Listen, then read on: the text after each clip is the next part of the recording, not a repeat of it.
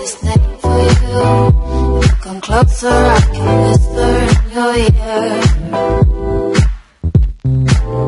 Hey guys, Sam here, and welcome back to the West Ham United Career Mode Series. That's right, the West Ham United Career Mode has this ugly mug back in the top right corner for today's episode, guys. As we kick off today's episode with a game against Aston Villa, if you could smash the like button for me for this face cam episode, putting in the extra effort to get a face cam episode out for you guys. Can we smash 50 likes on this episode? The West Ham United Career Mode, it's a bit inconsistent, but that's okay. I understand. It's not the popular one. The popular one is the PSG Career Mode, but I still do want to see the support on the West Ham United Career Mode. So if you could smash 50 likes, that would be brilliant. Nevertheless, today we kick off, as I said before, with a game against Aston Villa, and as you can see, at the moment, we sit in 5th, tied on points with Tottenham Hotspur, so it's a race for the 4th spot at this point, with about 13 games left in the league. We've got Manchester United and Everton creeping up on us as well. So a game here against Aston Villa is a must-win. It's at home as well, so hopefully this will mean 3 points. That is the starting lineup for this game. Lanzini takes a seat on the bench, but Payet plays in the attacking mid-role. He's been shifted over to the left-hand side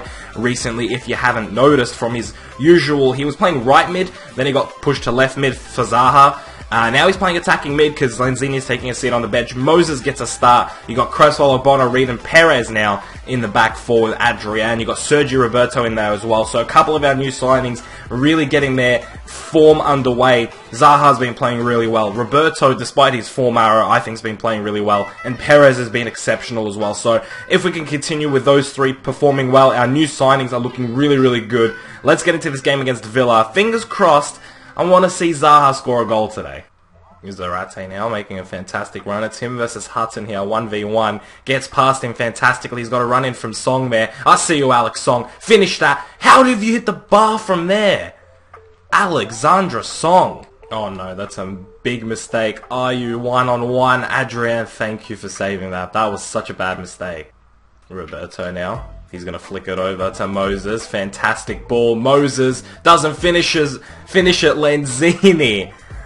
What a header. Look at this from Roberto. Great little chip there. Moses, I thought, would finish it. When he didn't finish it, look at that leap, though. Look at that leap from Lanzini. I like how he puts his arms back and like pretends like he's really got to strain himself to get to it when the ball's right there. Lanzini with the header, making an immediate impact after his substitution. I love you, Lanzini. I absolutely love you, mate. Picks out Moses. Back to Zarate. That's a fantastic ball from Victor Moses. What a bit of play that was from Zarate and Moses. I love you too, Zarate. Thank you for the love heart, mate. What a bloody play that was. Look at this. Zarate's like, here, have it, Moses. Moses is like, I wonder who I can find. Zarate makes a fantastic run. Finishes it right past Guzan. Nothing he can do. 2-0, and that should be wrapping up this game against Villa. They've been pretty difficult to break down, but we've broken them. We've got the goals. Oh, I didn't even realize Guzan touched that. 2-0. Zarate scores. I'm happy with that. There it is. Full-time 2-0 to the Hammers at Upton Park against Aston Villa with goals from Manuel Lanzini and Mauro Zarate. Good performance at the end of the day. It took a while to break down Villa, but when we did, we killed them. And unfortunately, they had no reply for us, no answer. And it was just fantastic play from Zarate, Lanzini. Moses really performed well today as well. The defense was in check. The midfield was playing well. And I can't really complain with the performance there. As you can see, 4 shots, 4 on target with 47% possession. To Aston Villa's 4 shots around target, 53% possession. But we were able to put our chances away. Villa had a couple of decent chances, but nothing too clear-cut, except that one that they really should have finished, but Adrian saved due to my mistake. But as you can see, 79th minute, 64th minute we scored. So 2-0, 3 points, and we continue as we always do. Okay, the next game is the second leg of the Europa League round of 32 against Bayer Leverkusen. If you forgot the last result, it was 1-1 at Upton Park, which means Bayer Leverkusen go into this with the away goal, which means we need to score if we want to have a chance of progressing in this game. So it's going to be a tough game in Germany against a very talented team. And this is just the first test in the Europa League. I wasn't really expecting to get anywhere in the Europa League, but it'll be nice to beat Leverkusen here and show that we really are a good enough team to be beating Leverkusen.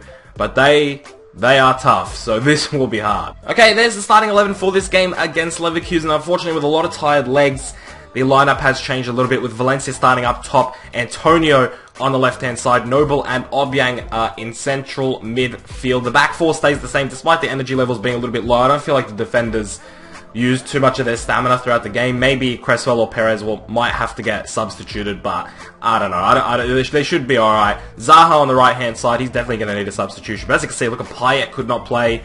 Have Zarate on the bench, so a couple decent options, but we just got to get that first goal. We just have to score, and we'll be in a good position. So hopefully we do that. Lanzini in attacking mid, Valencia ahead of him. Fingers crossed that means a good result here today in Germany. To Zaha, he's got Bruno Perez ahead of him. Good bit of play here. Oh my god, how's that found Zaha? Oh my god, Wilfred. Perez trying to find Zaha, he does. Zaha's going to whip this in. Valencia's making a run. No, it's Lanzini. Oh my god, Lanzini. Lanzini with a cross. Whips it in. Curling outside. Keeper came out, and I think it's Ogbonna, who was in the right position in front of the West Ham fans. Puts us up 2-1 on aggregate. What a cross this was from Lanzini, baiting the keeper out, but he curled it away fantastically. And it's Angelo Ogbonna who leaps ahead of everybody with that presence, that physical presence. Lars Bender now. Oh, that's a ball. That is a ball, but that is fantastic defending from Cresswell. Puts in a last-minute little touch. I don't know what he did. Antonio now. He's going to put that over to Valencia. Nicely done. The defense is broken down. Valencia scores the second of the day. 3-1 on aggregate, which means Leverkusen now have to score 3 goals in the last half an hour. I think we've just wrapped up this game. Brilliant bit of play. Nicely done. Antonio getting his start today. Picks Valencia out perfectly, and he finishes it. 2-0, 3-1 aggregate. Let's go. Valencia now. He's got Lazaro running ahead of him. Fantastic ball, fresh off the bench. Valentino, Lazaro, make it 3-0. He does. Clinical stuff from Lazaro. Just now I substituted him, and he's put it away. What an impact he's made. Straight off the bat. I mean, that's fantastically done. Showing his strengths here, his pace, and his ability to finish the ball. I like this kid, man. Lazaro is a very good player. Hopefully he can grow a few overalls and get into the starting 11 sometime soon. Maybe sometime next season. But that's fantastic. Showing what he's got. Showing his worth right there. Nicely done, mate. 3-0. 4-1 on aggregate. Thank you very much for coming, Leverkusen. And there it is, 3-0 here in Germany, 4-1 on aggregate. We were coming in here with no advantage whatsoever, but we did get the job done here in Leverkusen. 3-0 on the day. Fantastic performance. Everybody played so well, and I'm really happy with the result, but the performance especially. 7 shots, 4 on target, 48% possession. We are so clinical with our shots on target. If we're getting it on target, usually we score.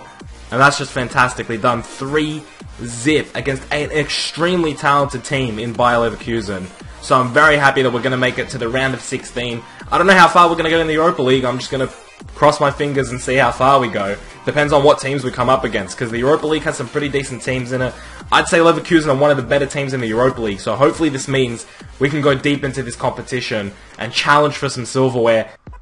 Okay, the final game for this episode is against Tottenham Hotspur at home, and as you can see, a win here for Spurs would probably put them ahead of us on goal difference. A win here would put us 6 points ahead of Spurs, which means we'll be safe in the top 4 by 6 points. So a huge game here today against Spurs. A lot on the line here. I mean, this is a big rivalry as well. Both teams based in London. Massive match here. Could change the entire season. We could be looking back at this and saying this is why West Ham didn't make top 4, or this is why Spurs did make top 4, or why Spurs didn't make top 4. This could be a massive, massive game. We have Everton in 2 days, so I have to keep wary who I'm playing and the fitness levels. So this is massive. There's a lot riding on this game. I can't wait to get into this. Spurs, West Ham, Upton Park. Let's do this. Okay, that is the starting 11 for this game against Spurs. Moses on the left, Zarate down the middle, Zaha on the right with Payet behind Zarate. Obiang and Song make up the midfield. Cresswell, Ogbonna, Reed and Bruno Perez in the back four with Adrian in between the sticks. This seems to be working really well for me, this 4-3-3. I've been switching it up every game. I go from the 4-2-3-1 to this. And once I switch to this 4-3-3, it's a lot more free-flowing. I like this a lot. So this is probably the formation I'm going to stick with going forward. Fingers crossed this is a good performance. It's against Tottenham, so we need to play well. We cannot afford to lose this game. Great bit of play here. It's ended up with Zaha now. He's on the right wing all on his own. He's going to cut in past Vertonghen. Vertonghen dedicated a lot to that, but it's Zaha on his left. Great save from Hugo Lloris. He's going to be a tough man to beat today. Oh, wow. Oh, wow. Harry Kane. Are you fucking kidding me, mate? Do you want to settle down a bit? First time as well. Oh, wow. Oh, my God. Harry Kane with an absolute blinder of a shot. First time volley. Are you fucking kidding me, Harry? You piece of shit. How dare you do that to us? Come on, don't blow your whistle, mate. Don't blow your whistle. 1-0 loss at Upton Park to Tottenham Hotspur. That makes the league very interesting. Lloris played well. But overall, I think the defense for Spurs played extremely well. Of all games to lose this episode, against Spurs at Upton Park, through a Harry Kane wonder goal.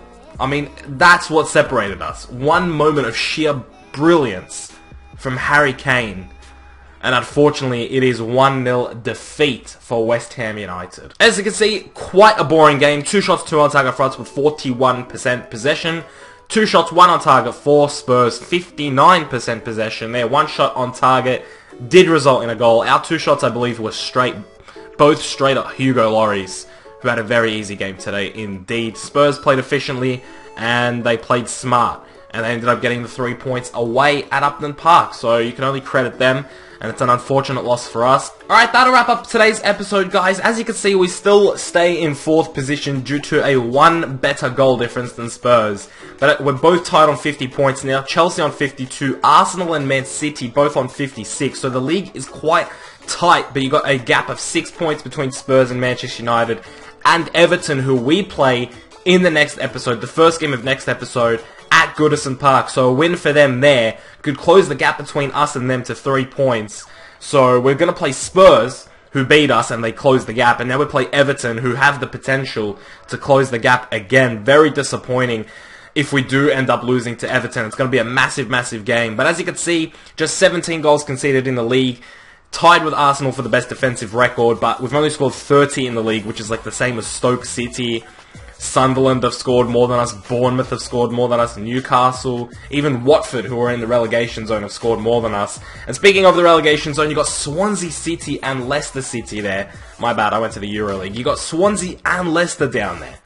Swansea, who recently acquired Andy Carroll from us, and Leicester City, who have a really decent team. Then you got Watford in there, which isn't a big surprise. But you got Liverpool in 13th, United in 6th. A couple of teams need to really push towards the end of the season now, the last 10 games or so. And as you can see, we sit in 4th position. I expect to finish around the 6th or 7th position, but we're just going to keep playing football. We're through to the round of 16 of the Europa League, and I still think we're in the FA Cup. So a lot of competitions that we're still fighting for. Hopefully we win a bit of silverware. Do you think we can win a bit of silverware? Leave it in the comment section below. Thank you so much for watching this video, guys. If you enjoyed the face cam for this West Ham episode, smash 50 likes on the video. I will see you guys in the next one very soon. Keep it real.